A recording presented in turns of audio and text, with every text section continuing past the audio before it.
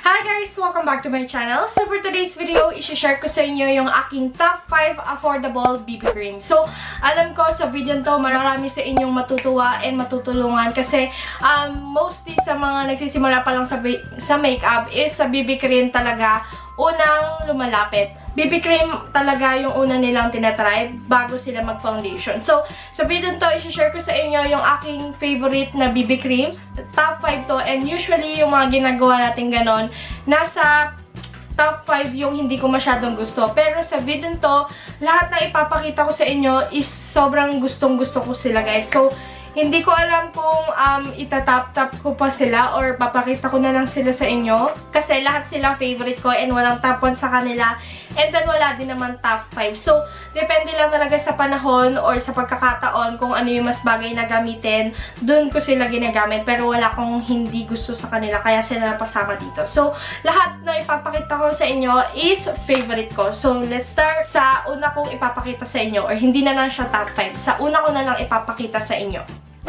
So, yung una ko ipapakita sa inyo, guys, is hindi siya totally BB cream, pero ginagamit ko siya as BB cream. So, this is the tinted moisturizer ng Quick FX. So, sobrang ganda nito, guys. And kahit na moisturizer lang siya, parang yung work niya is BB cream. Kasi nagbibigay siya ng kaunting coverage, which is nice kung gusto mo lang yung natural looking lang siya or pang everyday lang yung gusto nyo. And at the same time na bibigyan niya ng moisture yung face nyo. So, ito yung maire-recommend ko sa inyo. So, mura lang to. 59 pesos lang to, guys. And mabibili nyo siya sa Watsons, sa department store. In short, madali nyo siya makikita. So, ganyan yung itsura niya.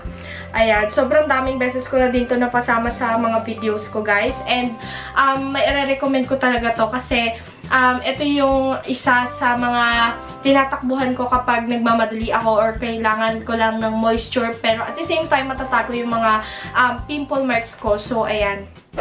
Okay, and then next is ito naman. Ito yung tinatakbuhan ko kapag may outing or summer or kailangan ng matinding protection sa araw. So, alam nyo na siguro kung ano to. So, this is the Bello Tinted Sunscreen. So, hindi din siya BB cream pero I use it as a BB cream. And pwedeng-pwede mo siyang gawin as BB cream kasi yung work na ginagawa nito is same as the BB cream. Pero ito, mas maganda siya kasi meron na siyang SPF 50 PA+++.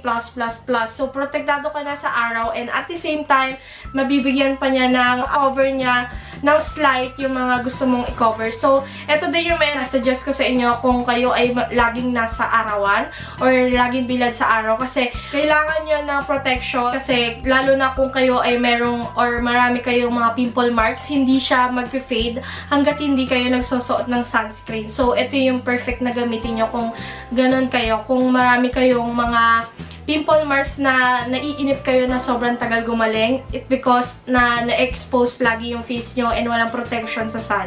So, ang dapat yung gawin is mag-apply kayo ng ganitong klaseng mga base or BB cream. Yung may mga SPF 50. So, there.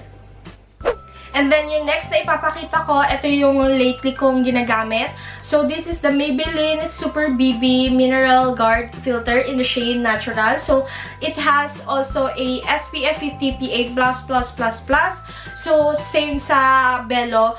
Ito naman, mas maganda yung coverage nito, guys. Mas para siyang, papunta na siya sa foundation, yung coverage nito. Kaya, ito din yung nagugustuhan ko lately. Kasi, kung kilala nyo ako, guys, or kung alam nyo yung skin condition ko ngayon, meron ako dito mga pimple marks na sobrang tagal gumaling. And, kailangan ko talaga ng SPF 50. So, ito, meron din siyang SPF 50. At the same time, habang pinoprotektahan niya yung face ko sa sun, binibigyan niya ako ng magandang coverage na parang foundation. So, parang na din ako naka-foundation kapag ito yung gamit ko. Kaya, ito yung madalas kong ginagamit ngayon. So, kung gusto niyo palang gumawa ako ng updated everyday makeup routine, just let me know sa comment section, guys. Kasi, sobrang natutuwa ako sa mga ginagamit ko lately. So, ayan na yung tungkol dito sa Maybelline Super BB Mineral Guard Filter. And then, yung next na ipapakita ko, guys, ito yung kauna-unahang BB cream na ginamit ko sa tala ng buhay ko.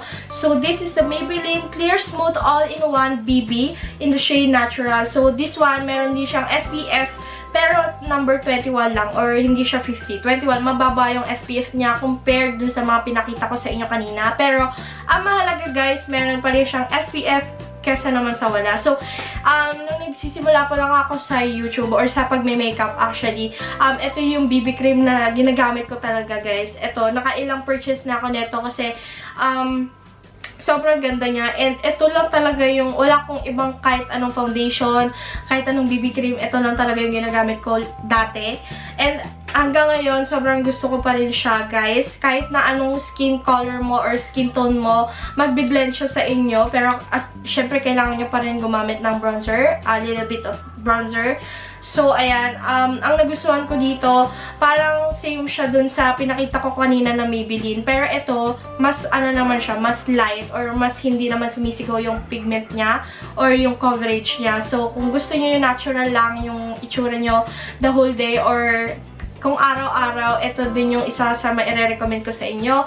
And maglalast talaga siya. So, ito, ang nagustuhan ko dito, habang tumatagal, iba yung ibang makeup, habang tumatagal pa, ano na siya, pahulas na ng pahulas. Pero ito, hindi ko alam sa iba guys, pero sa akin, habang tumatagal siya sa face ko, lalo yung gumaganda yung face ko kapag ito yung gamit ko sa kanya. So, yun yung nagustuhan ko dito.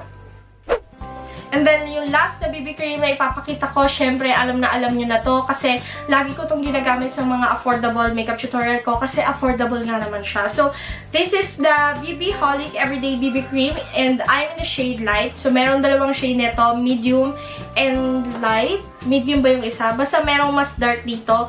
And then, ito yung light yung pinili ko kasi mas prefer ko to sa skin tone ko. So, this is only 179 pesos. Pero, kung wala kayong budget na pambili ng ganong kataas na pera or kung wala kayong masyadong budget, meron silang tinitinda na nasa sachet. So, yun yung good thing about this BB Holic ng Eye White. Meron silang sachet para doon sa mga estudyante dyan na hindi pa rin afford na or kulang pa rin yung pera sa pagbili ng ganito kalaki. So, yan. Yun yung hindi niya nagustuhan ko. So, ang nagustuhan ko naman dito, guys, gaya nung Quick FX na moisture niya yung face ko and same dun sa Maybelline na kakapakita ko lang sa inyo kanina. Habang tumatagal, lalong gumaganda siya. Hindi siya naghuhulas. Imbes, nag-moisture siya habang tumatagal. Parang dewy-dewy yung face ko. Kasi ako, dry skin ako and kapag dewy yung face ko, sobrang na-appreciate ko talaga guys. Pero, I don't know kung kayo ay oily skin and then ito yung gagamitin nyo. Siguro kailangan yung gumamit ng moisturizer, madaming moisturizer para hindi mag-cake yung itsura nito pag nagtagal. Pero sa akin guys, sa mga dry skin and combination dyan, for sure na magugustuhan nyo to. And sa lahat na nagsisimula pa lang sa pagbe-makeup and lalo na sa beginner and then yung student, ito lang talaga yung ma-recommend ko sa inyo. Dito kayo mag-start guys kasi maganda to. Investment to. Kapag binili nyo siya, hindi masasayang yung pera nyo.